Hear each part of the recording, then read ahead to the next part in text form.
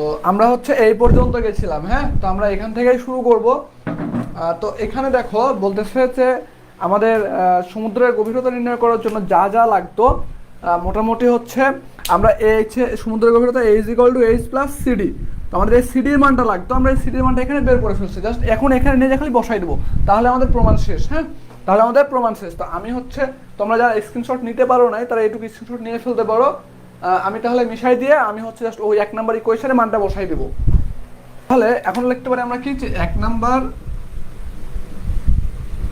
সমীকরণে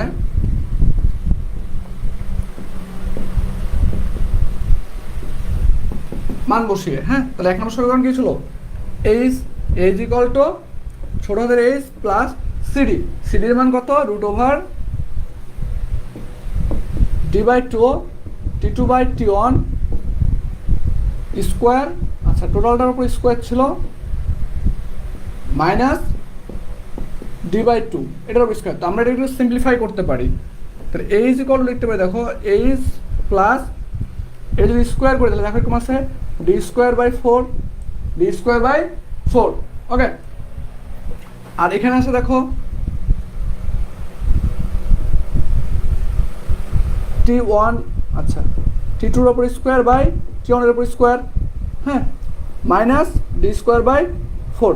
তো আমরা d²/4 কে যদি আমরা কমন নিই তাহলে এখানে যেটা আসবে, তোমরা এই কাজটা এখানেও করতে পারো, তোমরা এখান থেকেও সিম্পলিফাই করতে পারো, হ্যাঁ। দেন যে ওখানে মানটা বসাতে পারো, যে কোনো এক জায়গায় করলেই হবে। তো H ইকুয়াল টু আসে ধরো যে H প্লাস d² কে বের করলে কি শুধু d থাকে, আর 4 কে রুট ওভার করলে কি 2, তাহলে d/2 √T2 T1 এর উপর স্কোয়ার -1 ওকে। সো এটা হচ্ছে আমাদের সমুদ্রের গভীরতা নির্ণয় করা যায় আর কি। তাহলে এটাই কি আমাদের, এটাই সমুদ্রের গভীরতা। তাহলে লিখতে পারি কি, এটাই সমুদ্রের গভীরতা ওকে। সো এতটুকু স্ক্রিনশট দিয়ে ফেলো। শব্দের বেগের উপরে তাপমাত্রার প্রভাব আলোচনা করো।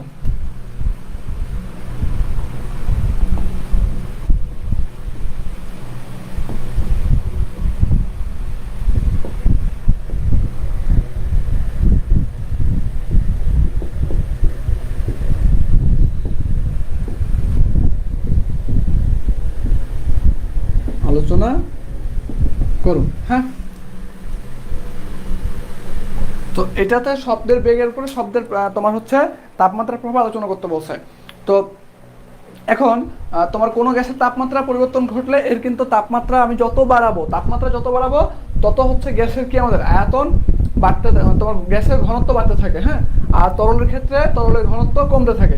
সো আমরা হচ্ছে কি বলতেছি, এখানে আমরা লিখতে পারবো সলিউশনের ক্ষেত্রে এরকম যে কোনো গ্যাসের তাপমাত্রা পরিবর্তন ঘটলে, কোনো গ্যাসের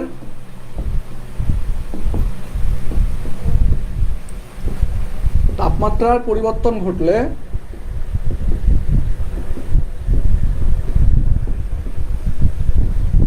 এর ঘনত্বের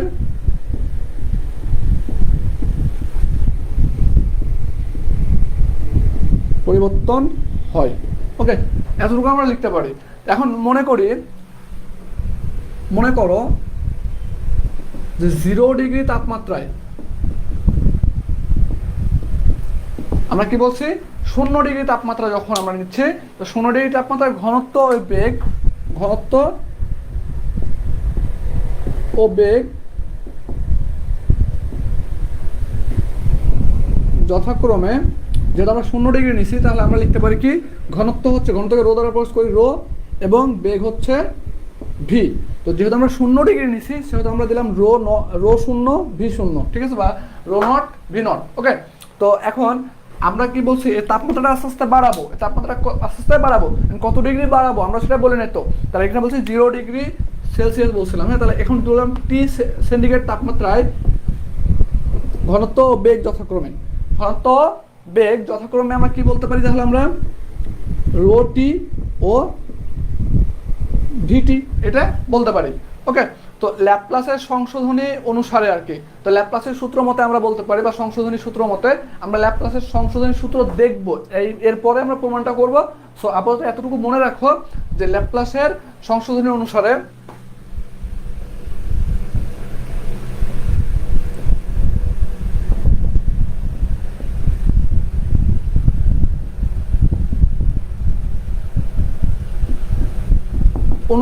আমরা লিখতে পারি এরকম যে ভি নট, কি বলতেছি আমরা, ল্যাপ্লাসের সংশোধনী বলছে এরকম সূত্রটা যে V equal root over P to the power gamma divide by rho, P to the power gamma divide by rho.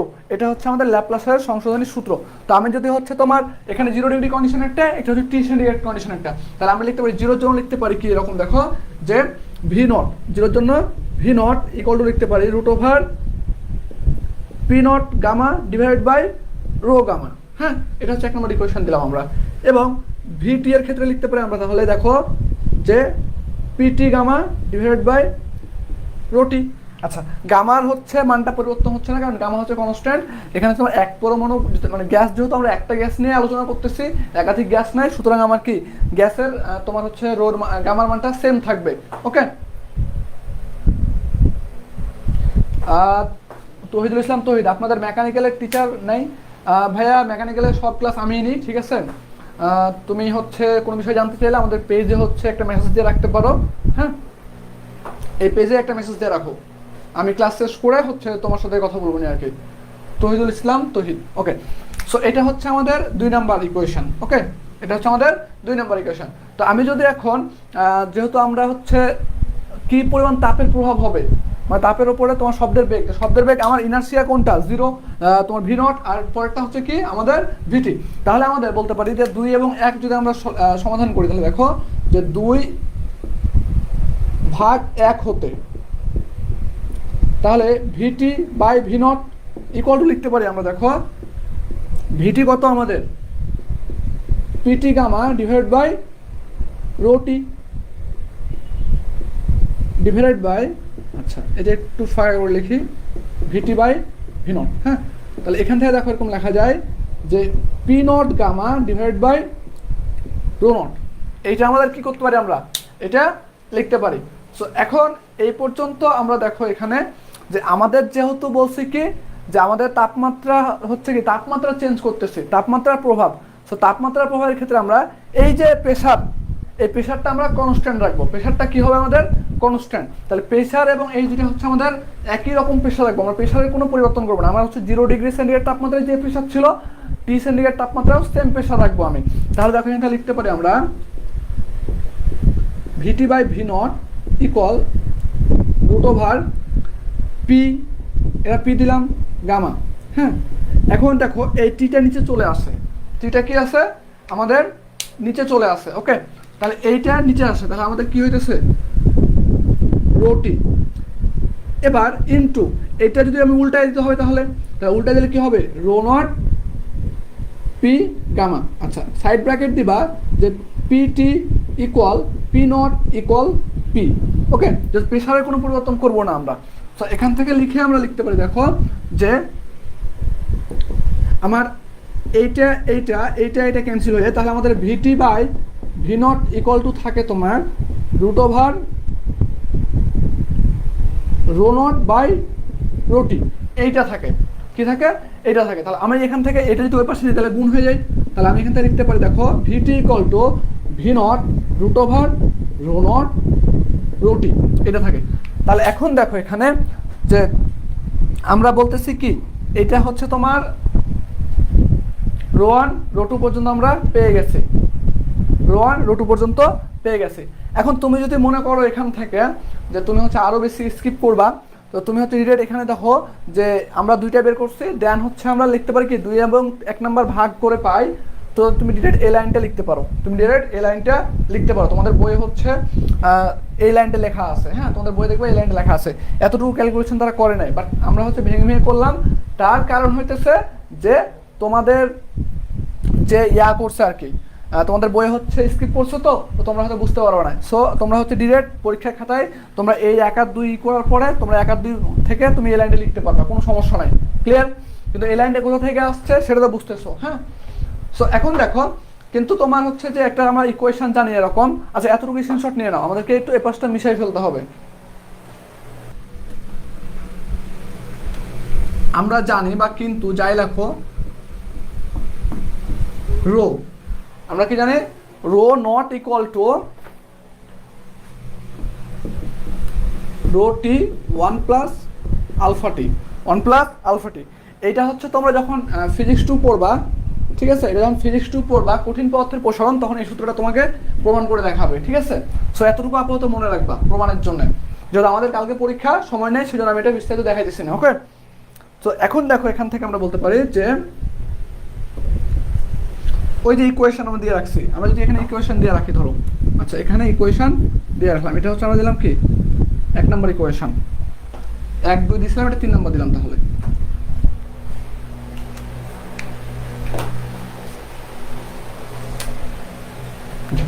তো 3 নম্বর ইকুয়েশন, 3 নম্বর ইকুয়েশন মান যদি বসাই আমি, অতএব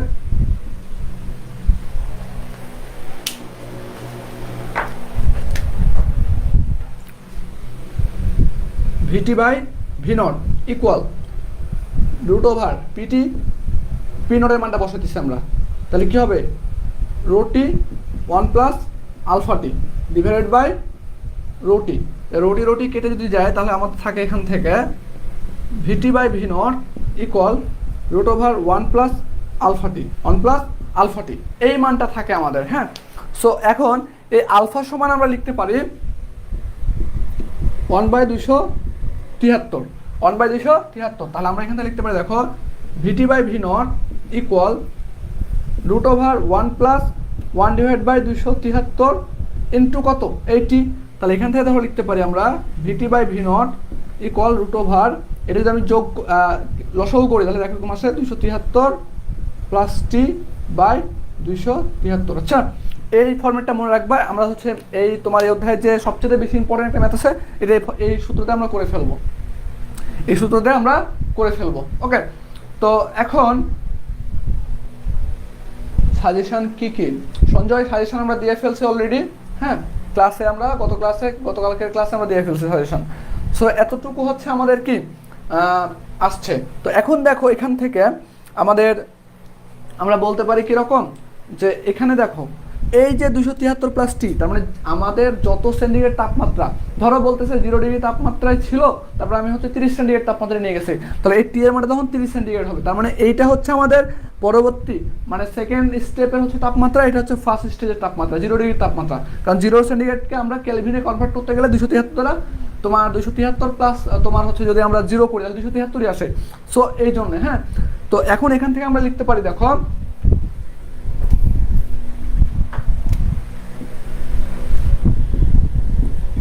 VT by V naught equal root over T by T naught, T by T naught, হ্যাঁ।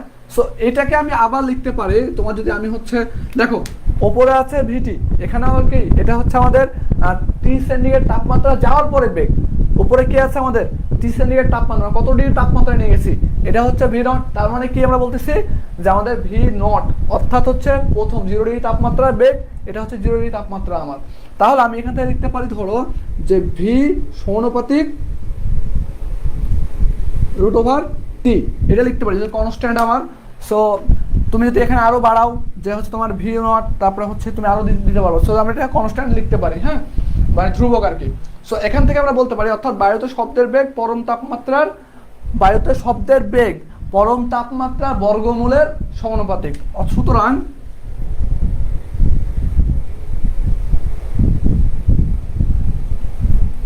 বায়ুতে শব্দের বেগ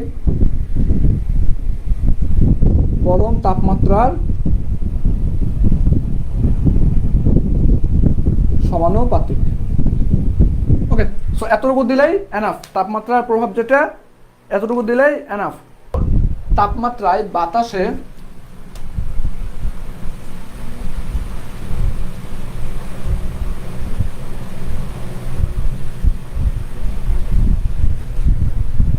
শব্দের বেগ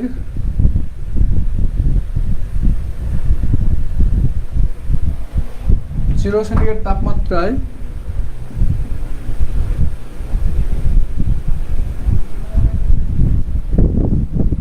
শব্দের বেগের দ্বিগুণ হবে।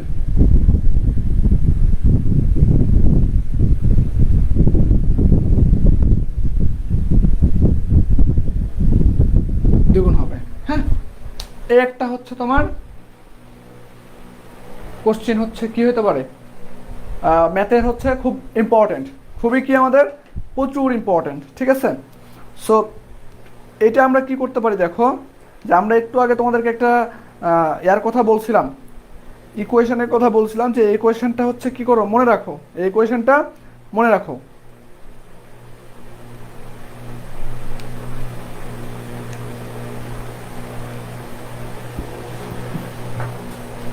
সো আমরা লেখো, আমরা ইকুয়েশন দেখে আসছি, we know V T by V naught equal root over 273 plus T divided by কত 273। এই সূত্রটা আমরা হচ্ছে ল্যাপ্লাসের তোমার তাপমাত্রার প্রভাবের ক্ষেত্রে যে শব্দের বেগ, এই প্রমাণটা করার সময় আমরা কি করছি দেখে আসছি, ঠিক আছে। সো এখন দেখো যে ভিটি আমার বলছে কি যে কত ডিগ্রি তাপমাত্রায় শব্দের বেগ 0 ডিগ্রি তাপমাত্রায় শব্দের বেগের দ্বিগুণ হবে। তার মানে 0 ডিগ্রি তাপমাত্রায় যে বেগটা ছিল আমাদের কত ডিগ্রি তাপমাত্রায় নিয়ে গেলে আমি তার বেগটা দ্বিগুণ হবে। তাই 0 ডিগ্রি তাপমাত্রায় বেগ কি ভি নট। তাহলে আমি বলতে পারি দেখো ভি নটে আমি বললাম ভি নট, এবং কত ডিগ্রি তাপমাত্রায় ধরলাম 30 সেন্টিগ্রেড তাপমাত্রায় শব্দের বেগ দ্বিগুণ হবে। তাহলে এই টি এর মানটা বের করতে হবে, 30 সেন্টিগ্রেড তাপমাত্রায় শব্দের বেগ দ্বিগুণ হবে, কার দ্বিগুণ হবে আদি বেগের। তাহলে আমরা লিখতে পারি two V naught equal root over 273 plus T divide by কত 273। এখন দেখো এটা যদি বর্গ করি আমি, তাহলে এখানে ভি নট কেটে যায়, তাহলে 2 এর উপর বর্গ 4 আসে, তাহলে 4 আর এই রুট ওভার উঠে যায়, তাহলে 273 প্লাস টি ডিভাইড বাই কত 273। তাহলে এখান থেকে দেখো এটা যদি গুণ করি আমি 4 ইন্টু 273 ইকুয়াল টু 273 প্লাস টি। তোমরা এখান থেকেও ডিরেক্ট ক্যালকুলেটারে অ্যান্সার বের করতে পারো, কোনো সমস্যা নাই, আমি ভেঙে করে দিচ্ছি, হ্যাঁ। তাহলে দেখো এখান থেকে আমাদের মান আসে 4 ইন্টু 273 1092 ইকুয়াল টু 273 প্লাস টি। তাহলে এখান থেকে টি ইকুয়াল টু আসে দেখো 1092 মাইনাস 273। তাহলে টি সমান কত আসে 819 সেন্টিগ্রেড। এটা হচ্ছে অ্যান্সার, এটাই কি আমাদের, এটাই অ্যান্সার। ওকে, 0 ডিগ্রি তাপমাত্রায় শব্দের বেগ দেওয়া আছে, তাহলে বলতেছে দেখো 0 ডিগ্রি তাপমাত্রায়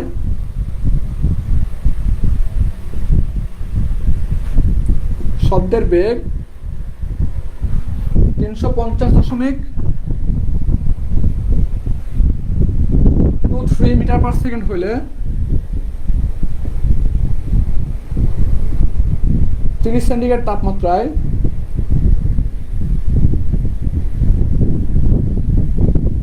শব্দের বেগ কত। এই শব্দের বেগ চাইছে কত ডিগ্রি তাপমাত্রায় 30 ডিগ্রি তাপমাত্রায়। তাহলে কার মান চাইছে আমরা জানি কি, দেখো তো আমরা জানি VT by V naught equal root over 273 plus T by T 273, এই সূত্রটা আমরা জানি। তাহলে এখন দেখো এই ভিটির মানটা চাইছে আমাকে কত ডিগ্রি তাপমাত্রায় 30 ডিগ্রি তাপমাত্রায়। তাহলে ভিটি বাই ভি নট কত দেওয়া আছে 350.23 ইকুয়াল রুট ওভার 273 প্লাস কত ডিগ্রি তাপমাত্রায় 30 ডিগ্রি 30 ডিভাইড বাই কত 273। তাহলে এটা ভি নট সমান কি লিখতে পারি আমরা, আচ্ছা এটা ভিটি হবে, হ্যাঁ। তাহলে ভিটি সমান কি লিখতে পারি আমরা, এই 350 গেলে কি গুণ হয়, তাহলে 350.23 ইন্টু এটা ক্যালকুলেশন করলে কত আসে root over 273 plus 30 divide by 273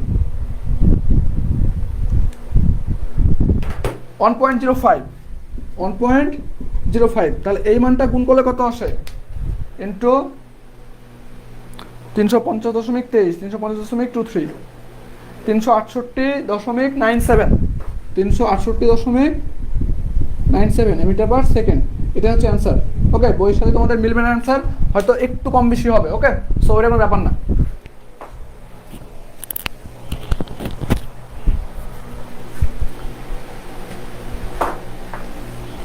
এটা তোমরা স্ক্রিনশট দিয়ে নিতে পারো। এই দুটা অ্যান্সার, দুটা হচ্ছে প্রশ্ন হচ্ছে ইয়া করো, শব্দের বেগ থেকে আসার মতো এই দুটা কোশ্চেনই আছে, মানে ম্যাথ আর কি। আরেকটা ম্যাথ আছে আমাদের, ওটা একটু পরে করে দিচ্ছি, হ্যাঁ।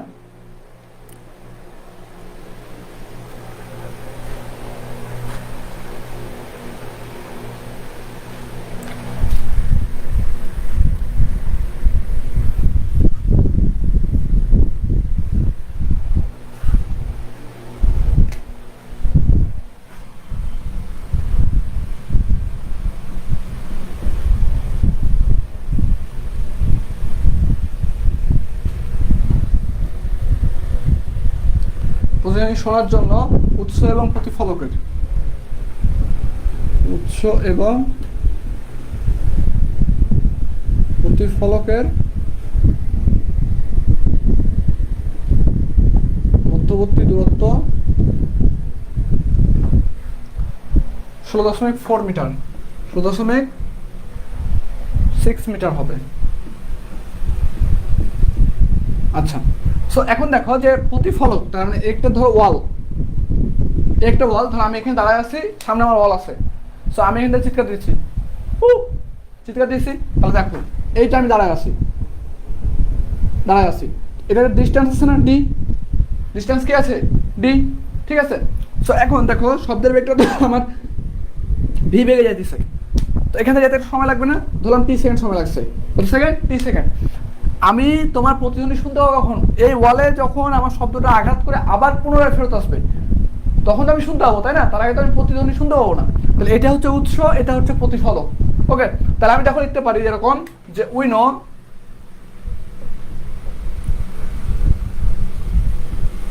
নো, দেখো প্রতিধ্বনি কখন শুনবো, এখানে বাড়ি খেয়ে আসবে, তাহলে কত পথ যাইতেছে, ডি প্লাস ডি, তাহলে কত হয়, 2D ইকুয়াল, তুমি 2D দিতে পারো বা এস দিতে পারো, ঠিক আছে। তা ইকুয়াল কত বেগে যেতেছে, ভিটি, আমরা এস ইকুয়াল টু কি পড়ছিলাম, ভিটি পড়ছিলাম না, ভিটি, আমরা এখানে ডিসটেন্স ডি নিয়েছি এজন্য ডি দিলাম। ওকে, তুমি এসও দিতে পারো, কোনো প্যারা নাই। ওকে, সো এতটুকু। এখন দেখো এখান থেকে আমরা লিখতে পারি ডি ইকুয়াল টু কি লিখতে পারি, VT by two, VT by two, এটা আমরা কি করতে পারি, লিখতে পারি। সো এখন সব বাতাসে হচ্ছে তোমার হচ্ছে যে সব বাতাসে হচ্ছে শব্দের বেগ যেটা, সেটা হচ্ছে আমরা বলি কত, 332 মিটার পার সেকেন্ড। ওকে, 332 মিটার পার সেকেন্ড, এটা হচ্ছে আমাদের কনস্ট্যান্ট মান, হ্যাঁ, এটা মুখস্থ রাখতে হবে। ভি এর মানটা এখানে কত, ভি এর মানটা হচ্ছে 332, আর প্রতিধ্বনি শোনার জন্য তোমার প্রতিধ্বনি শুনতে ন্যূনতম আমার সময় লাগবে 1 এক কথায় কি 0.1 সেকেন্ড, 0.1 সেকেন্ড। ওকে, প্রতিধ্বনি শোনার জন্য সময় লাগবে কত, 0.1 সেকেন্ড, এটা হচ্ছে প্রতিধ্বনি শোনার জন্য ন্যূনতম এতটুকু সময় লাগবে, 0.1 সেকেন্ড। তাহলে আমি যদি বলি এখানে তোমাকে যে অতএব ডি ইকুয়াল টু ভি কত, 332 ইন্টু 0.1 ডিভাইডেড বাই কত, 2,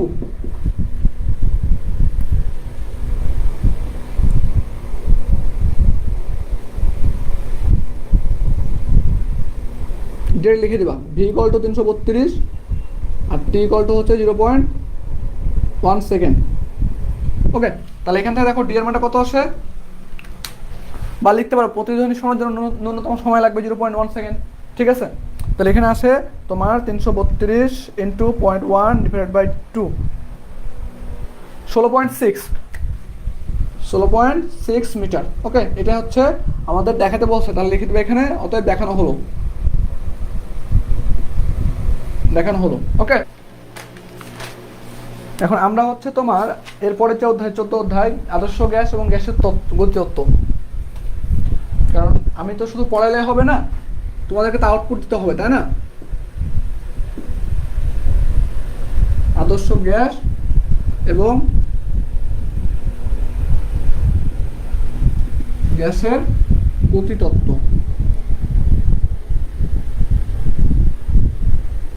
ওকে, এই অধ্যায় থেকে আমরা একটা প্রমাণই পড়ব, সেটা হচ্ছে প্রমাণ করে যে PV equal two nRT, PV equal to কি, এনআরটি।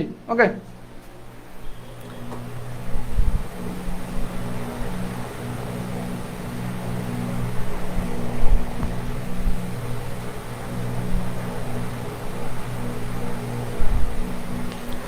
সো এই সূত্রটা আমরা প্রমাণ করবো আজকে। এখানটায় ম্যাথ আছে কি, একটু দেখি দাঁড়াও। না, এখান থেকে ম্যাথ আসে না তোমাদের। হ্যাঁ, তো মনে করা হচ্ছে যে আমরা হচ্ছে যে একটা গ্যাস নিলাম, ধরো একটা কি করছি আমরা, গ্যাস নিচ্ছি। হ্যাঁ, তো ধরা যাক আমরা এম ভরের কোনো গ্যাসের আয়তন ধরলাম। আমরা কি করতেছি, আমরা ধরা যাক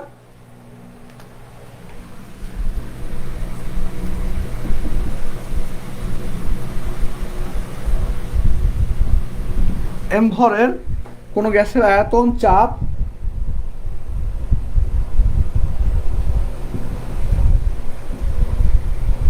আয়তন,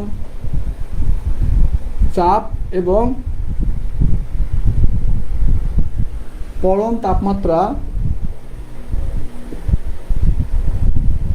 ভি, পি এবং টি, ভিটি এবং টি। ওকে, সো এতটুকু আমরা লিখছি, সেটা আমরা ধরে নিয়েছি। ঠিক আছে, এখন বয়েলের সূত্র মতে আমরা বলতেছি যে বয়েলের সূত্র আছে তোমার, তারপরে হচ্ছে তোমার চার্লসের সূত্র আছে, তারপরে অ্যাভোগাড্রোর সূত্র আছে, তারপরে হচ্ছে তোমার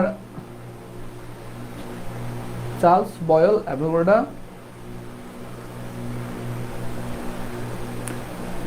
constant temperature Boyle, constant pressure Charles, constant ভলিউমটা কে জানো, ভুলে গেলাম। আচ্ছা, ভলিউম লাগবে না তোমাদের। হ্যাঁ, সো এখানে বয়েলের সূত্র বলছে এরকম যে বয়েলের সূত্র মতে আমরা লিখতে পারি কি, যে বয়েলের সূত্র মতে আমরা লিখতে পারি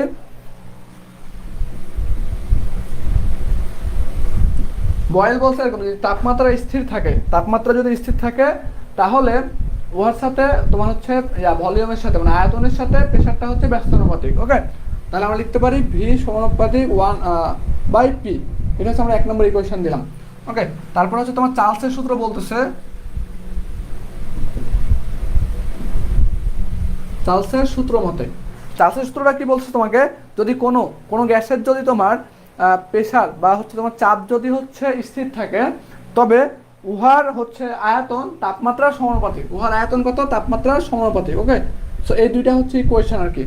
সো দুইটা ইকুয়েশনকে যদি আমরা এখন কনভার্ট করি একটার সাথে, যে 1 আর 2 সমীকরণ হতে, 1 ও 2 নম্বর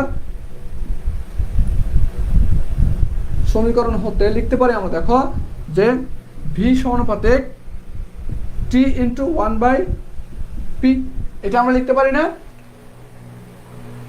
তাহলে এখান থেকে আমরা লিখতে পারি ভি সমানুপাতিক টি/পি। তাহলে এখানে আমরা সমানুপাতিক ধ্রুবক উঠাবো, তাহলে ধ্রুবক উঠানোর জন্য একটা কে লাগবে, তাহলে আমরা লিখতে পারি কে ইন্টু টি/পি, কে ইন্টু টি/পি। ওকে, সো এতটুকু আশা করি তোমরা বুঝতে পারছো। তো এখন এখানে হচ্ছে কে একটা সমানুপাতিক ধ্রুবক, কে একটা কি সমানুপাতিক ধ্রুবক। সো এখন এটা যদি আমি একটু হিসাব করে দেখো, এরকম ক্যালকুলেশন করে আছে, এইদিকে লিখি যে এই পি এফ আসলে কি হয়, পিভি, আর টি আসলে কি ভাগ হয়ে যায়, ইকুয়াল টু কে, কনস্ট্যান্ট। তার মানে এটা ধ্রুবক, তার মানে আমরা বলতেছি কি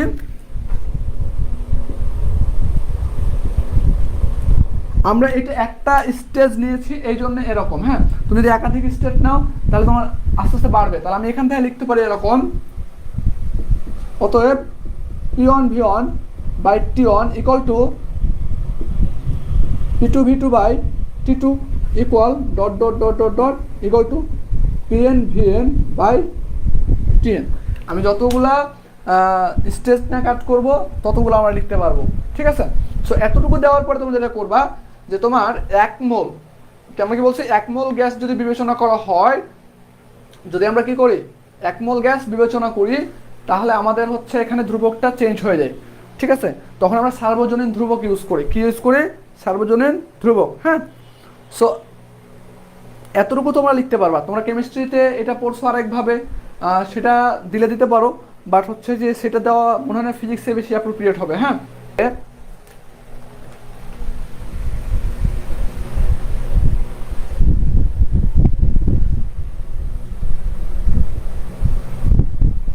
এক মোল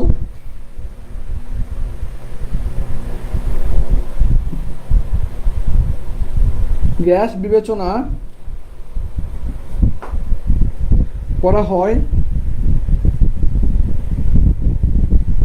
তাহলে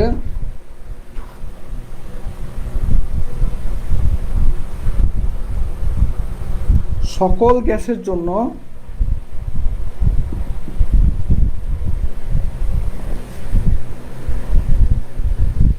ধ্রুব সংখ্যার মান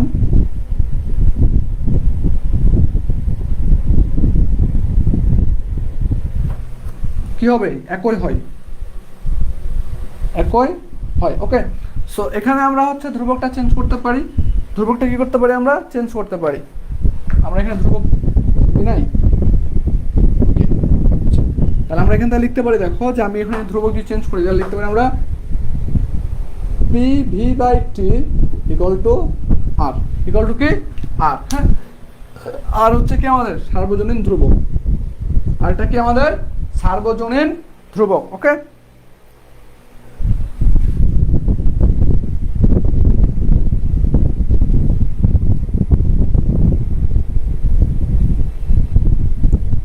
এতটুকু লিখবা। লেখার পরে এটা যদি সিম্পলিফাই করে দেখো তাহলে লেখা যায় যে V equal R T by P, এটা লেখা যায়। এটা হচ্ছে 3 নম্বর সমীকরণ দিয়ে রাখবা। ওকে, এরপরে লিখবা তোমরা যে অ্যাভোগাড্রোর সূত্র মতে ভি সমানুপাতিক কে, মোল সংখ্যা। ভি সমানুপাতিক কার, এই যে মোল সংখ্যা, মোল সংখ্যার। সো এখন ভি সমানুপাতিক যদি মোল সংখ্যা হয় তাহলে আমরা তোমার এটা দিলাম 4 নম্বর সমীকরণ। তাহলে এবার আমরা লিখতে পারি কি 1 2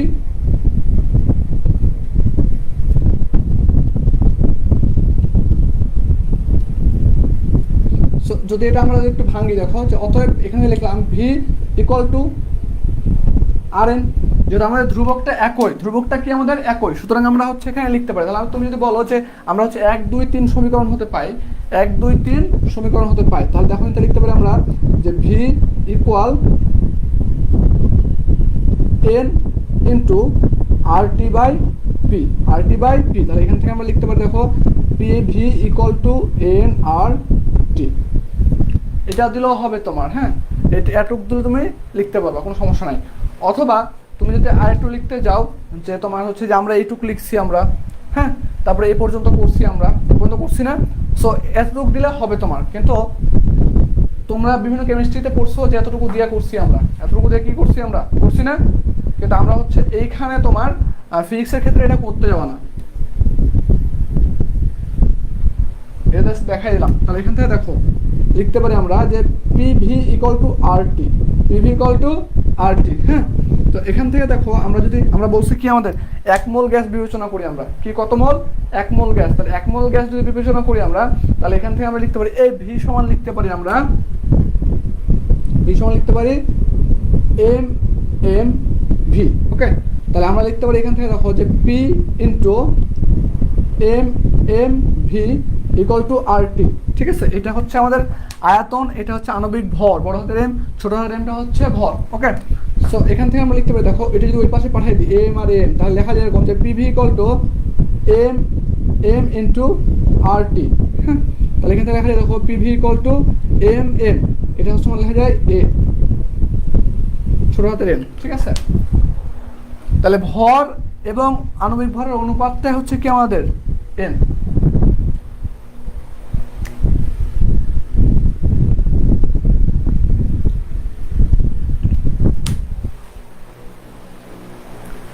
সো এতটুকু তোমরা স্ক্রিনশট দিয়ে নাও।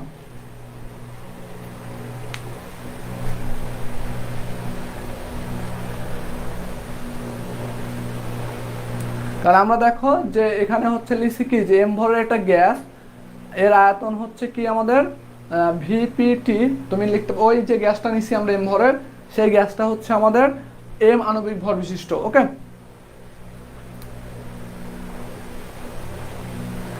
এইটা কোথা থেকে আসছে সময় থাকলে এটা আমি দেখাইতাম। ওকে,